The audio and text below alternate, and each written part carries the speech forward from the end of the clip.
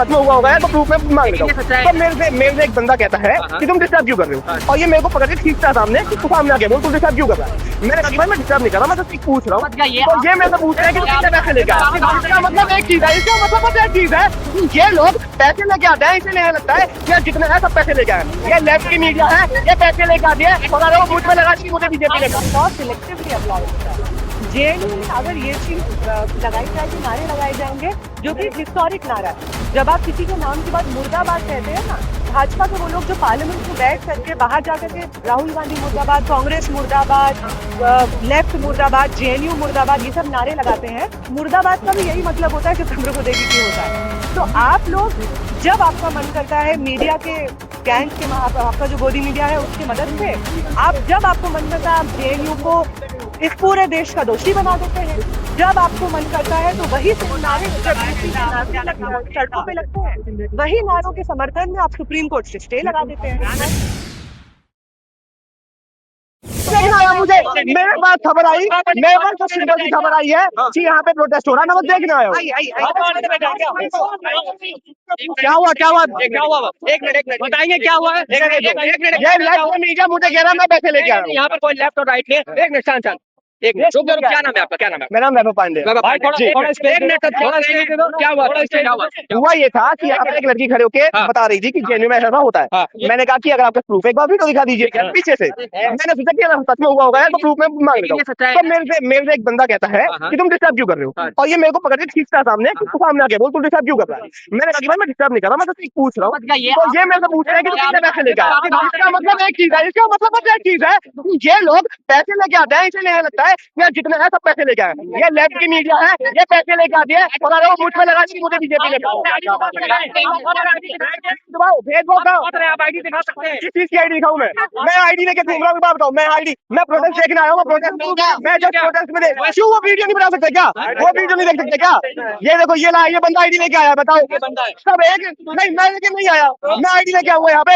मुझे पता था कि तुम लोग ऐसे कहने लगा, मेरे से पूछोगे क्या क्या लेफ्ट की क्या बात कर रहे हो? क्या लेफ्ट की बात मैं ये कर रहा हूँ। अरे मैं लेफ्ट की बात नहीं कर रहा हूँ। मैं यहाँ एक लड़की को सवाल जवाब कर रही थी, उसने बोला कि जेएनयू में भेदभाव होता है।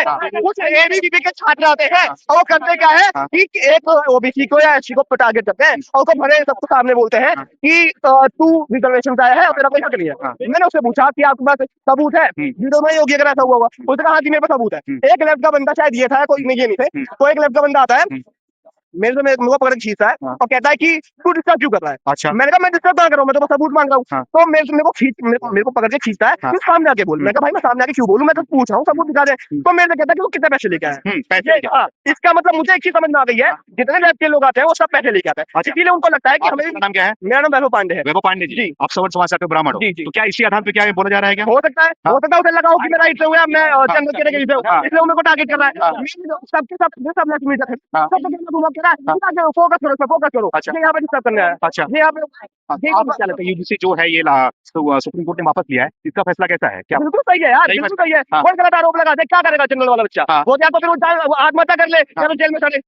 ये कोई नियम होता है कि तुम कोई भी झूठा केस लगा दो और तुम्हारे पास कोई हथियार अपने आप को बचाने को कोई ढाल ही नहीं है। झूठा केस लगा दो, फंस जाओ, तुम फंस गए तुम। या तो तुम उससे माफी मांगो या तो पैसे दो उसको, या तो जो कह रहा हो उसकी बात मानो, तब वो केस वापस लेगा। और अगर वो आरोप झूठा पाया जाता है तो जिसने आरोप लगाया उसको कोई कानून वो क्या बोलते हैं उसे, कोई केस ही नहीं होगा, कोई एक्ट ही नहीं लगेगा उसमें। तो ये बात क्या करोगे आप? डेफामेशन क्या है? क्या है आईपीएस के अंदर डेफामेशन क्या है भाई? तुम बताओ क्या है? यहाँ पे ये नारा क्यों लग रहा है कि ब्राह्मणवाद से आ जाए? यहाँ पे ये नारा क्यों लगता है, इसी जगह पे नारा लगता है कि तिलक तराजू और तलवार इनको मारो जूते चार? ब्राह्मणवाद मुर्दाबाद के भी नारे यहाँ पर। अब एक बात बताओ, ये लोग यहाँ पे प्रोटेस्ट कर रहे हैं कि ऐसा बिल आना चाहिए, इनके सोच से पता लगता है कि लोग प्रोटेस्ट कर क्यों रहे हैं। इन्हें नफरत है ब्राह्मणों से, इन्हें नफरत है राजपूतों से, इन्हें नफरत है जनरल समाज वालों से। इसीलिए यहाँ पे ये लोग आके कहते हैं ब्राह्मणवाद मुर्दाबाद और ब्राह्मण तेरी कुबत देखी योगी मोदी मुर्दाबाद। ये करते हैं ये लोग। अच्छा। और ये फैसला सुप्रीम कोर्ट का आया, सुप्रीम कोर्ट ने इसे वापस लिया है।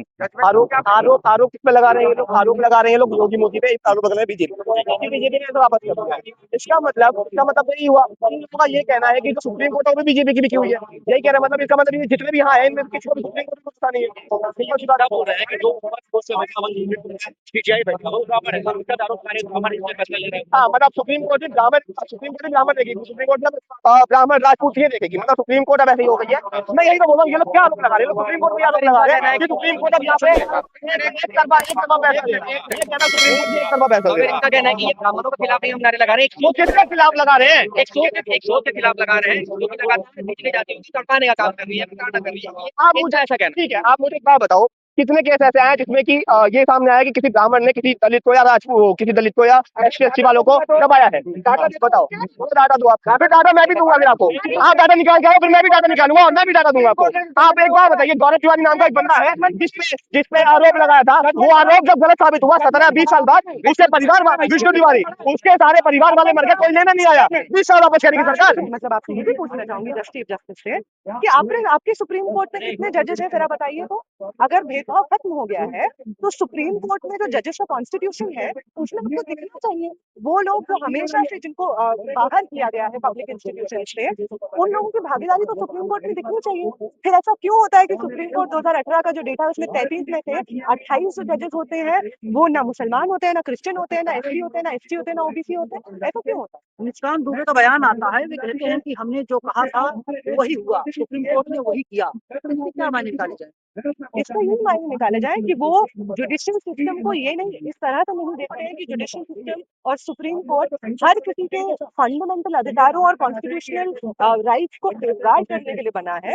ये तो सिंपल सी ये बात है। इनफैक्ट वो तो बेइज्जती कर रहे हैं सुप्रीम कोर्ट की। वो तो कह रहे हैं कि तो हमारी कठपुतली है, हम जो कहेंगे सुप्रीम कोर्ट नहीं करेगा। ब्राह्मण और गुलाम है, आप ये कहना चाहते हैं? आप ये कहना चाहते हो सुप्रीम कोर्ट गुलाम है भारतीय जनता पार्टी का? मैं नहीं कहना चाहती हूँ ऐसे। वहां पे जो सुप्रीम कोर्ट में जजेस बैठे हुए हैं वो चीख चीख के यही बात कहते हैं कि हम जिस चीज से भाजपा को फायदा हो रहा है हम उसी के हित में गाइडलाइंस लेकर के आएंगे। पिछले इतने लंबे समय से तमाम चीजों पे, लेबर कोड्स पे, एनईपी पे, सड़कों पे इतने भारी मात्रा में प्रदर्शन एक के बाद हुए हैं। पिछले ही सेशन में, पार्लियामेंट के सेशन में जो बिल्स लेकर आए हैं वो लोग, बीबीएसए जैसे बिल्स, जी राम जी जैसे बिल्स, उनके खिलाफ इतने भारी मात्रा में प्रदर्शन हुए हैं। आपने उसमें कॉग्निजेंस क्यों लिया? उसमें आपको सड़कों पर आपको क्यों, जब सड़कों में इस तरह से प्रोटेस्ट चल रहा था, आपको तब उसका भार क्यों नहीं महसूस हुआ? आपको तब क्यों नहीं महसूस हुआ कि जनता कुछ बोल रही है, शायद सुप्रीम कोर्ट को सुनना चाहिए? वो इसलिए क्योंकि आप उन्हीं चीजों पे कॉग्निजेंस लेते हैं। सुप्रीम कोर्ट को सड़कों की वही आवाजें सुनाई देती हैं जो बीजेपी के हेडक्वार्टर से डिक्टेट की जाती है। आप लोग हल्के फुल्के नारे लगाते हो, जेएनयू में, डीयू में मुकदमा दर्ज हो जाता है, लिस्टिंग हो जाती है, लेकिन खुलेआम उत्तर प्रदेश में सड़कों पर नारे लगाए जाते हैं, योगी मोदी तेरी कब्र खुदेगी, यूपी की धरती पर कोई भी मुकदमा दर्ज नहीं होता, कोई अरेस्टिंग नहीं होती।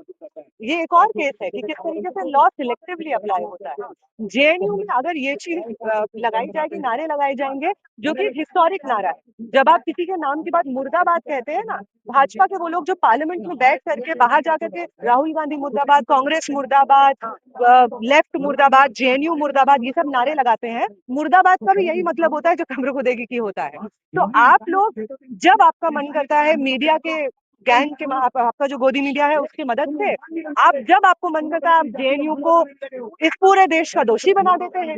जब आपको मन करता है तो वही सेम नारे जब यूपी के नारों में सड़कों पे लगते हैं, वही नारों के समर्थन में आप सुप्रीम कोर्ट से स्टे लगा देते हैं। नारा है, आप लोग कहते हैं अम्बेडकर फुले अम्बेडकर का नारा है, टीवी में लगातार उसे चलाया जा रहा है और उत्तर प्रदेश वाले नारे का कहीं कोई जिक्र नहीं है। हाँ, हम बिल्कुल ये कहते हैं। हम कहते हैं जातिवाद की छाती पर बिरसा फूले अम्बेडकर। और ये हम बिल्कुल कहेंगे कि जातिवाद, ब्राह्मणवाद, सामंतवाद, इन तमाम चीजों की छाती पे बिरसा फूले और अम्बेडकर की जो लेगेसी है, जो हमें बार बार ये सिखाती है कि अगर आपके सामने पूरा पूरा इंस्टीट्यूशन इस तरह से हो जो जाति को अपहोल्ड करता हो, तब भी आपको लड़ते रहना आप चाहिए। अभी कई दिन से लगातार आंदोलन कर रहे हैं, चीख रहे हैं, चिल्ला रहे हैं, कोई सुनने के लिए तैयार नहीं है। वे लोग आंदोलन करते हैं, 24 से 48 घंटे के अंदर मामला सुप्रीम कोर्ट आता है, सीजीआई साहब बैठ जाते हैं और दूसरे जज बैठ जाते हैं और वे लोग फैसला दे देते हैं। हाँ, मतलब ये तो ऐसी बात हो गई ना कि घर की बात है। हम अच्छा तुम कुछ कर रहे हो, हाँ ठीक है हम कर देते हैं। हम पिछले 6 सालों से प्रोटेस्ट कर रहे हैं, कि पॉलिटिकल प्रिजनर्स जो इक्वल सिटीजनशिप डिमांड कर रहे थे उनको रिलीज किया जाए, उससे कोई कॉग्निजेंस नहीं लिया। हम 2020 को प्रोटेस्ट कर रहे हैं कि national education policy, new education policy जो आई है वो स्टूडेंट्स के लिए बहुत घातक साबित हो रही है, उसको वापस किया जाए। हम इतने लंबे समय से पिछले 1-2 महीने से प्रोटेस्ट कर रहे हैं कि जी राम जी बिल आया है मनरेगा को हटा करके वो वापस हो। हम पिछले साल से प्रोटेस्ट कर रहे हैं, 1 साल होने वाला है, हम कह रहे हैं कि लेबर कोड जो आप लाए हैं उनको वापस किया जाए। ये आवाजें आपको क्यों नहीं सुनाई देती? आप लोगों को गैंग का मेंबर बताया जा रहा है, जो पढ़ने वाले छात्र हैं वे लोग JNU, Jamia, DU, AU, MU में हैं। आप तो सड़कों पर आकर के बेवजह गला फाड़ रहे हो। फंडिंग उन्हीं के चक्कर में जाती है, ऐसी कथाएं चल रही है। अगर हमारी फंडिंग होती तो फंडिंग आज के समय में कोई नहीं करता है, सिर्फ आरएसएस ही करता है, और उनकी जो फंडिंग करता है उनके रिस्पॉन्स में लोग सड़क पे उतरे हुए थे। जो 2 दिन का प्रोटेस्ट हुआ है यूजीसी गाइडलाइन वापस करने के लिए, आप सुन लीजिए, वहां पे जो लोग मौजूद थे उनका इंटरव्यू सुन लीजिए, उनको पता भी नहीं है गाइडलाइंस में क्या लिखा हुआ है। कुछ भी कह रहे हैं वो कि गाइडलाइन में ये लिखा है, फलाना लिखा है, ढिमकाना लिखा है। भाई पढ़ तो लो। जिसने तुम्हें 500 रुपया दिया है प्रोटेस्ट पे बैठने का, उससे ये तो पूछ लो कि किस लिए प्रोटेस्ट करना है। आपके प्रोटेस्ट में लोग जूता फेंक के मार रहे हैं, उनसे पूछा जा रहा है क्या हुआ, तो एसआरसीसी की एक मनगढ़ंत कहानी बता दे रहे हैं, जो कि फिर एसआरसीसी की तरफ से एक ऑफिशियल स्टेटमेंट जारी होता है कि ये तो झूठ बोला जा रहा है। तो आपका पूरा प्रोटेस्ट एक झूठ पे बना हुआ है। लंदन का कोई पत्रकार ब्राह्मण का पत्रकार उसे समर्थन करता है। हाँ जी, ऐसा हुआ है।